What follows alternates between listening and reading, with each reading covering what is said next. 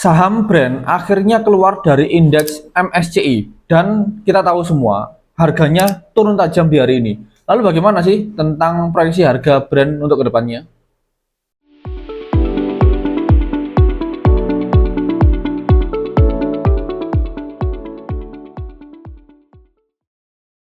Jadi kali ini kita akan analisakan saham brand atau Barito Renewable Energy, salah satu saham yang fenomenal tahun kemarin yang mencapai titik tertingginya di angka sekitar 10 hingga 11 ribu. Tapi saham ini per minggu ini di tanggal 7 Februari telah mengalami penurunan sebesar 1000 poin dari titik awal. Oke, jadi kita langsung analisakan nanti adalah performa keuangan serta prospek industrinya untuk saham brand. Kita tahu semua ya, brand itu sektornya adalah energi terbarukan, seperti namanya adalah renewable energy. Produknya adalah pembangkit listrik tenaga panas bumi dan tenaga angin. Brand itu bergabung di Bursa Efek Indonesia pada tanggal 9 Oktober 2023 dan ini harganya langsung naik pesat pada waktu itu. Untuk kinerja keuangan sendiri adalah di 2023 pendapatannya adalah sekitar 6,9, ini dalam miliar ya. Lalu laba bersihnya adalah 1,3.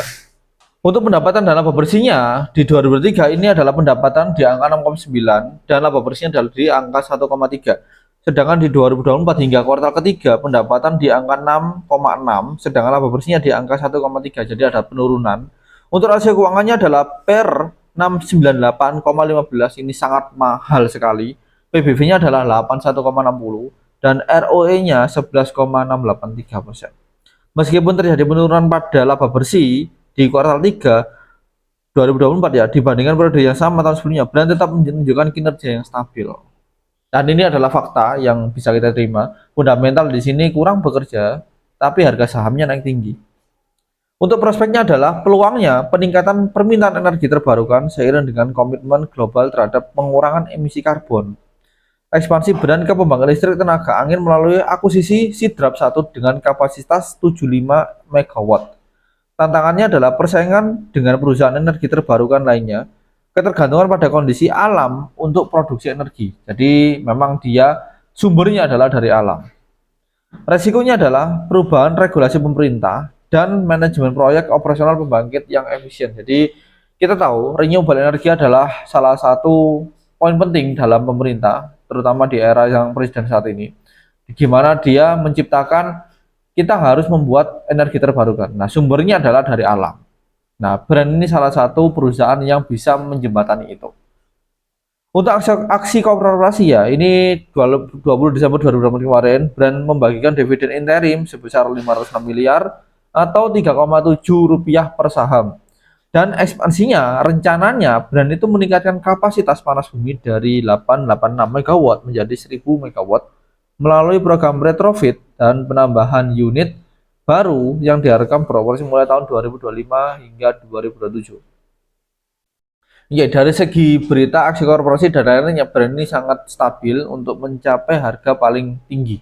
Ya, kita nggak tahu harga paling tinggi berapa. Coba kita langsung ke analisa teknikal.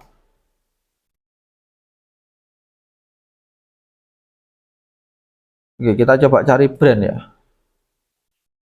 Oke, ini brand.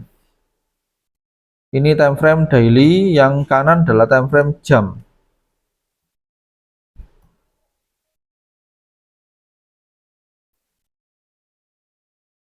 Oke, di sini kita bisa tahu ya, brand sempat menyentuh titik resisten dan menutup gap di sini. Ya, ini ada gap ya. Ini ada gap, jadi dia sempat closing gap dan kemudian baru dia anjlok. Ya. Nah, anjloknya ini sampai kapan? Proyeksi terbesarnya anjloknya itu bisa sampai sini. Dan sebentar, saya coba buat yang 1 minggu. Ya, di angka 7025 ya, ini sangat tajam sekali penurunannya. Ya, penurunannya juga sangat tajam untuk brand. Nah, kemungkinan besar dia akan mencapai titik support di sini di 6 ribuan. Ya. Ini tanggal berapa ini? 2 Desember. Jadi seperti awal bulan Desember kemarin. Kita kembali ke time frame daily. Ya.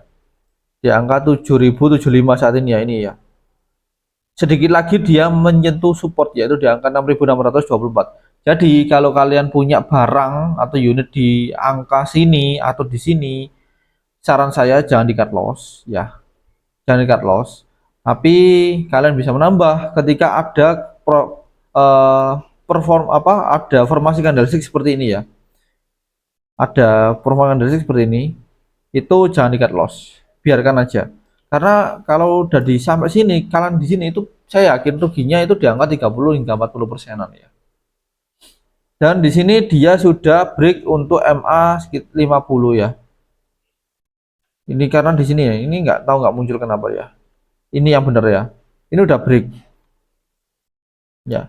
Udah break. Untuk time frame 1 jamnya dia juga di sini ya. Kita nggak tahu pasti ini sampai kapan, tapi yang pasti kita bisa memprediksi setidaknya sampai support yang di sini ya, di angka 6.620-an. Sekarang kita coba cek untuk bandar detektornya ya. Average-nya di angka 7.025 ya. 7.025. Kita tahu YP, XL, XA, CC ini adalah salah satu broker retail yang mana itu barangnya itu sering ditampung sama dia. Dan kita tahu BYO, BKMG ini adalah broker bandar. Di sini mereka jualan hingga 50,7 ya. Ini jelas distribusi yang paling besar, artinya asing cabut. Sampai kapan? Terus menurut kalian sampai kapan ini? Sampai asing akan akumulasi kembali. Ya. Coba kalian perhatikan, ada YO, BK dan NG. Ini adalah salah satu broker bandar. Kalau dia akan pindah ke sisi kiri, kemungkinan besar dia akan naik kembali untuk saham brand ini ya. So, jangan langsung beli dulu, walaupun dia udah nyampe support. Saya yakin banyak yang nyangkut di posisi atas. Saya yakin. Karena apa? Karena di sini ada performa apa? Ada posisi candlestick, ada pola yang indikasinya itu dia turun, tapi kita mengharapkan dia naik. Ya, saya tahu semua. Oke, jadi di sini ya. Oke, jadi di sini ya. Jadi kita wait and see dulu untuk saham brand. Sebaiknya jangan masuk dulu daripada cash kalian berkurang yang cukup banyak sekali. Oke, itu aja tentang analisa saham brand. Disclaimer teman-teman, bukan ajakan membeli atau menjual suatu saham tertentu. Ini hanya referensi saja. Oke, sekian dari saya. Kita ketemu di analisa saham lainnya.